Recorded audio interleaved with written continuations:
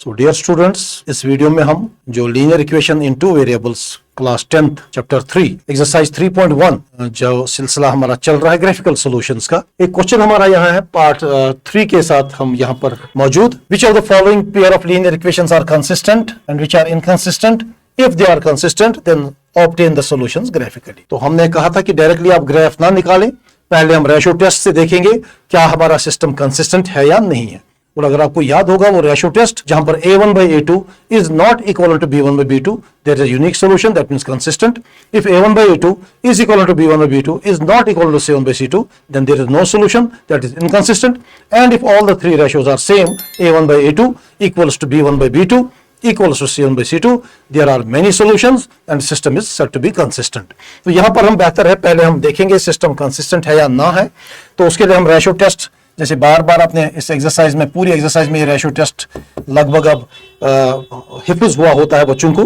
तो a1 by a2 हमारा क्या है 2 by 4। तो जब हम कैंसिलेशन करेंगे 2 times 1 and 2 times 2, what is b1 by b2? if you see here b1 by b2, that is 1 by minus 2, minus हम शिफ्ट कर सकते हैं ऊपर भी। और what is c1 by c2? that is 6 by 4। तो यहाँ पर हम देखेंगे that is 3 by 2। तो यहाँ गौर से देखेंगे पहले दो रेशो सेम है या नहीं है। It is positive 1 by 2, it is negative 1 by 2, तो क्लियरली नहीं है। तो जब पहले दो रेशो सेम नहीं होते हैं वही तो कंडीशन है यूनिक सॉल्यूशन की। इसलिए रेशो टेस्ट आप प्लीज बार बार मैं रिक्वेस्ट करता हूं क्योंकि एक्सरसाइज डिपेंड करती है रेशो टेस्ट पे ही। तो जहां पर पहले दो रेशो सेम नहीं होंगे, because it is positive 1 by 2, it was minus 1 by 2, so they are not same, तो ऐसी सूरत में हम कहते हैं कि यूनिक सॉल्यूशन है। और जहां पर यूनिक सॉल्यूशन है प्यारे बच्चों, वहीं पर सिस्टम कंसिस्टेंट कहलाया जा सकता। तो जब सिस्टम कंसिस्टेंट है तो दैट मींस हमें ग्राफ बनाना पड़ेगा। तो जब हम ग्राफ बनाएंगे इसका बिल्कुल वैसे ही टेबल वैल्यूज डालने के बाद, जैसे मैंने आपको कहा था, जब पहली इक्वेशन आप लेंगे सपोज 2x प्लस y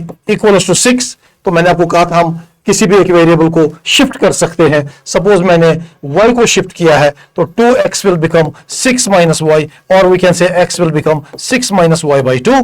उसके बाद वही वैल्यूज पुट करने हैं। इनपुट में हमें y के डिफरेंट वैल्यूज डालने हैं, वहां से x के डिफरेंट वैल्यूज निकलेंगे। Same case for second part, okay. तो अगर हम इसमें y की वैल्यू वहां लेंगे तो 4x will become 4 plus 2y, so x will become 4 plus 2y divided by 4। Same ऐसे ही इसमें हम y के डिफरेंट वैल्यूज डालेंगे, x के डिफरेंट वैल्यूज निकलेंगे, और उसके बाद हम जब ग्राफ बनाएंगे, you can see it here, जब मैंने x का 0 डाला है तो y 6 आ रहा था। जब हम इसमें तो डिफरेंट वैल्यूज डालने के बाद जब ये ग्राफ आप प्लॉट करेंगे इन दोनों इक्वेशंस का, तो दो लाइंस निकलेंगी और आप देखिए वो आपस में इंटरसेक्ट हो रही है किसी पॉइंट पर, तो दैट मींस यहां पर सॉल्यूशन पॉसिबल है हमारा। तो जहां पर ये इंटरसेक्ट करेंगी उनके कोऑर्डिनेट्स आप देखेंगे 2,2 यहां कोऑर्डिनेट्स है। इसका मतलब हुआ x की वैल्यू भी हमारी 2 आ गई, y की वैल्यू भी 2 आ गई।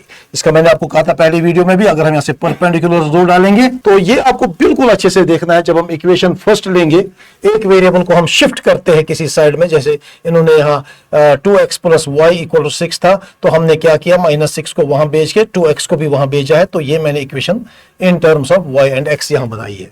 उसके बाद यहाँ x को हम इनपुट बनाएंगे और y को आउटपुट बनाएंगे। x की पहली वैल्यू 0 डाली गई है, 2 0 is 0, 6 minus 0 will be 6, simple values. x की वैल्यू 1 डालेंगे तो 2 टाइम्स 1 इज 1, 6 में से 2 टाइम्स 1 इज 2, 6 में से 2 कटेगा तो 4। तो सेम ये वैल्यूज हम दोनों इक्वेशंस के लिए निकाल के दो ग्राफ्स बनाएंगे, दो लाइंस बनाएंगे, और देखेंगे वो अगर इंटरसेक्ट हो रही है तो वहां पर हमारा सॉल्यूशन पॉसिबल होगा। तो इसी के साथ हम इसके चौथे पार्ट को भी देखेंगे। अगर वो कंसिस्टेंट है तो सॉल्व करेंगे, अगर नहीं है तो नहीं करेंगे। So what is fourth part? हम डायरेक्टली यहाँ a1 by a2 निकालेंगे, शायद ये फिर से इनकंसिस्टेंट आ रहा है सिस्टम। तो what is a1 by a2? That is 2 by 4, that will be 1 by 2। इसका x और इसका x। What is b1 by b2? तो देखिए इसका y कोएफिशिएंट आपका -2 है और इसका y कोएफिशिएंट ऐसे -4 है, तो ये भी आप देखेंगे ये भी 1 by 2 आ रहा है। मगर जब हम c1 by c2 निकालेंगे, ये -2 वहां शिफ्ट होकर 2 बनेगा और ये -5। गौर से देखेंगे पहले दो रेशो सेम आ रहे, तीसरा रेशो सेम। तो जब भी कंडीशन ऐसी होती है a1 by a2 is equal to b1 by b2, but that is not equal to c1 by c2, तो हमने सिखाया था आपको ये नो सॉल्यूशन की कंडीशन होती है। तो जब नो सॉल्यूशन है तो इनकंसिस्टेंट है, तो जब इनकंसिस्टेंट है तो ग्राफ बनाने की कोई जरूरत। तो एक कंप्लीट सॉल्यूशन हमने आपको क्वेश्चन नंबर 4 का भी दिया है। मिलते हैं आपसे नेक्स्ट वीडियो में क्वेश्चन नंबर 5 के साथ। तब तक अल्लाह निगहबान। और ये लाइक और शेयर आप जरूर करें इस चैनल को, लर्न श्रीनगर चैनल आप ना भूलें। आपके साथ हम हमेशा जुड़ेंगे इंशाल्लाह पूरी मैथ बुक के सॉल्यूशंस लेकर, इसी उम्मीद के साथ कि आप जितना हो सके फायदा उठाइए इन वीडियोस का, और हमारे लिए दुआ करते रहें कि हम नई नई टेक्निक्स लेकर आपके पास खिदमत रहेंगे, हाजिर रहेंगे। Thank you.